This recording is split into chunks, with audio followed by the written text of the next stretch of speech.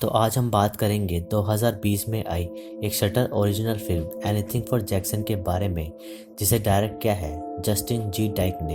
ये मूवी 2020 में रिलीज़ की गई है और इसकी IMDb रेटिंग है 6.5 आउट ऑफ 10, जो कि काफ़ी अच्छी रेटिंग है। ये मूवी मुझे पर्सनली काफ़ी पसंद आई है और मैं आपको इसे देखने के लिए रिकमेंड करूँगा। और सच में ये मूवी भूतों से भरी हुई है। अगर आपने इस चैनल को सब्सक्राइब नहीं किया है तो रेड बटन दबा के इसे सब्सक्राइब कर लें, ताकि आपको आने वाले वीडियोस की नोटिफिकेशन मिल सके। तो चलिए, अब बातें मैंने काफ़ी ज़्यादा कर ली हैं और अब चलते हैं इसकी स्टोरी की तरफ।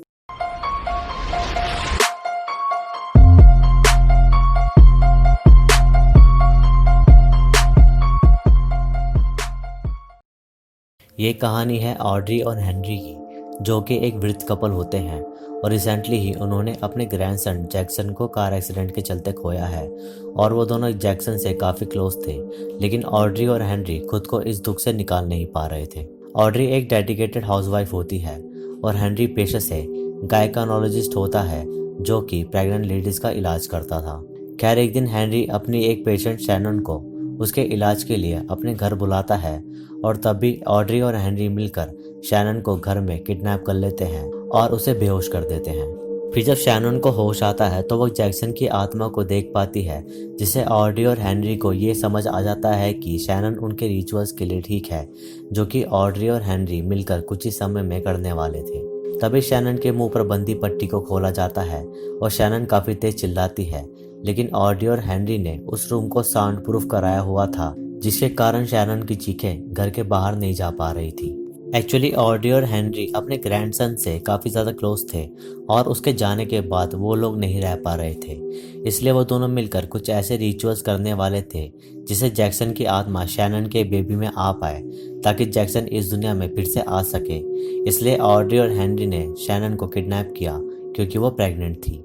फिर हेनरी अपने क्लिनिक के लिए निकलता है और तभी उसे रोरी नामक आदमी मिलता है, जो उस इलाके में स्नो हटाने का काम करता था और वह काफ़ी चेपू टाइप था, इसलिए हेनरी उसे अक्सर इग्नोर कर देता था। दूसरी तरफ शैनन अपना फ़ोन उठाकर पुलिस को कॉल लगाने लगती है, लेकिन समय रहते ऑड्री शैनन से फ़ोन छीन लेती है और शैनन के बेड के ऊपर लगे कैमरे से ऑड्री शैनन के फ़ोन का पासवर्ड देख लेती है और ऑड्री शैनन का फ़ोन अपने पास रख लेती है और उसके फ़ोन से एक वेकेशन स्टेटस डाल देती है, ताकि शैनन के जानने वालों को लगे कि वो काफ़ी सारी छुट्टियां मनाने गई है।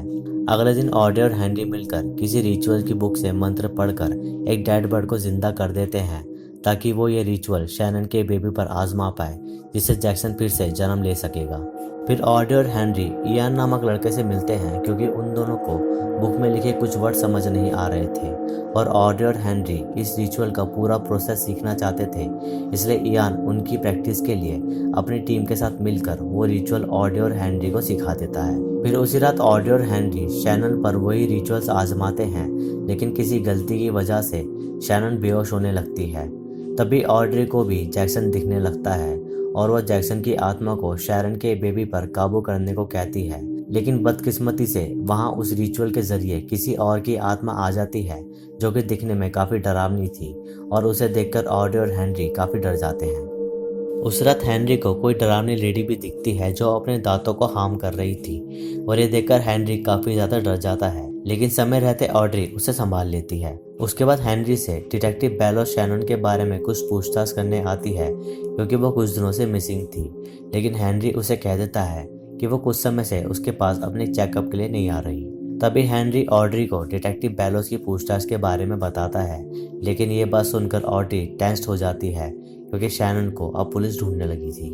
तभी ऑड्री के घर के बाहर कोई बच्चा हैलोवीन की कैंडी लेने आता है, लेकिन ऑड्री उसे मना कर देती है और थोड़ी देर बाद उसे वही बच्चा हर जगह घर में दिखता है और उस बच्चे का एक बड़ा वर्जन भी ऑड्री को दिखता है, जो कि शैतानी वॉइस में हैलोवीन की कैंडी मांगता है और उन्हें देखकर ऑड्री काफ़ी डर जाती है।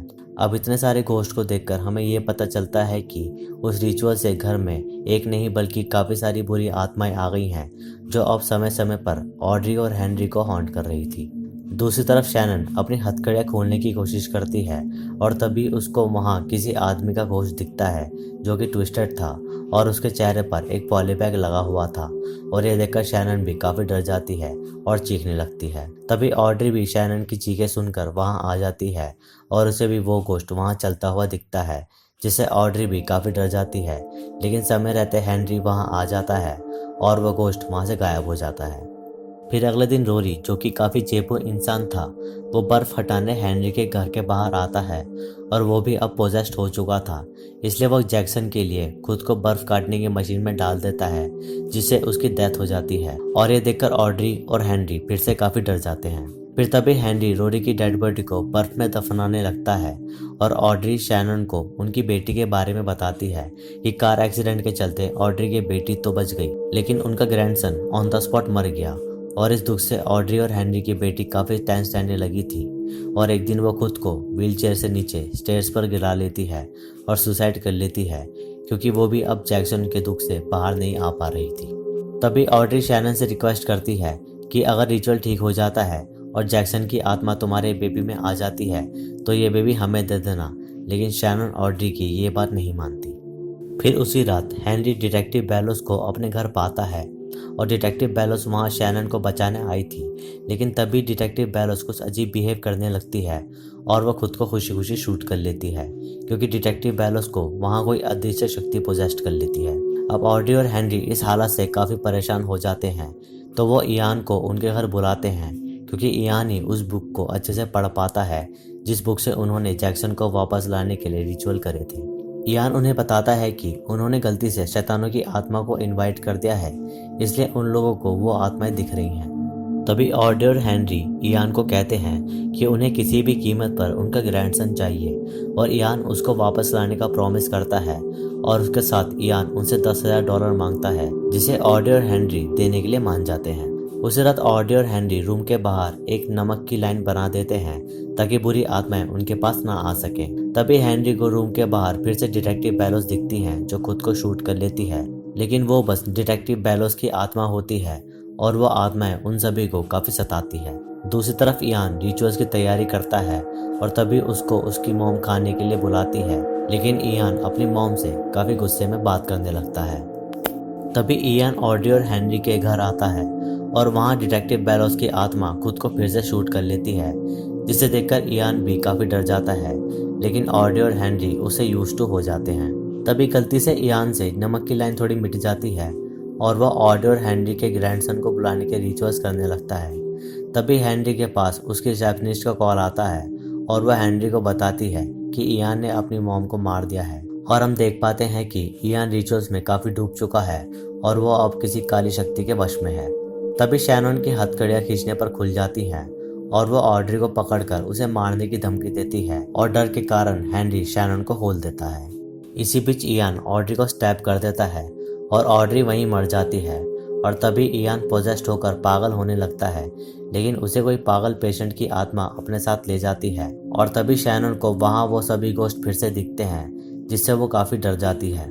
इसी बीच हेनरी को भी वो गोश्त मार देते हैं और शैनन हेनरी की कार की कीज लेकर वहाँ से भागती है और शैनन को जगह जगह उस घर में काफ़ी गोश्त दिखाई देते हैं। उसके बाद शैनन जैसे तैसे उस घर से बाहर निकल जाती है और हेनरी की कार से वो उस घर से काफ़ी दूर चली जाती है और रास्ते में उसे किसी प्रेग्नेंट लेडी का गोश्त भी दिखता है जो उसे फॉलो कर रहा था और बस इतना दिखाते ही ये मूवी यहीं ख़त्म हो जाती है। बेसिकली ये कहानी बस जैक्सन को फिर से इस दुनिया में लाने के एफर्ट्स पर ही है, लेकिन उसे बुलाने के चक्कर में घर में बुरी आत्माएं आ जाती हैं, जिससे ऑड्री और हेनरी को काफ़ी मुश्किलों का सामना करना पड़ा। इयान को ऑड्री और हेनरी चर्च से जानते थे, इसलिए उन्हें पता था कि इयान उनकी मदद कर सकता है और इयान इसलिए पोजेस्ड हो जाता है क्योंकि वो खुद को उस बुक में काफ़ी इन्वॉल्व रखता था और उसे उस बुक की लैंग्वेज ईजिली समझ आ जाती थी। मूवी की एंडिंग एक सस्पेंस छोड़ जाती है, जो कि यह दर्शाता है कि इस मूवी का पार्ट 2 बन सकता है। तो दोस्तों, ये थी एनीथिंग फॉर जैक्सन की कहानी। वीडियो अच्छी लगी तो इसे लाइक करें, शेयर करें और कमेंट्स में अपना सुझाव दें। सब्सक्राइब करके बेल आइकन जरूर दबाएं नई वीडियोस की नोटिफिकेशन के लिए। इंस्टाग्राम पर भी मुझे फॉलो कर लें, लिंक डिस्क्रिप्शन में अवेलेबल है। बाकी मैं मिलूंगा आपसे अगली वीडियो में, तब तक के लिए नमस्कार।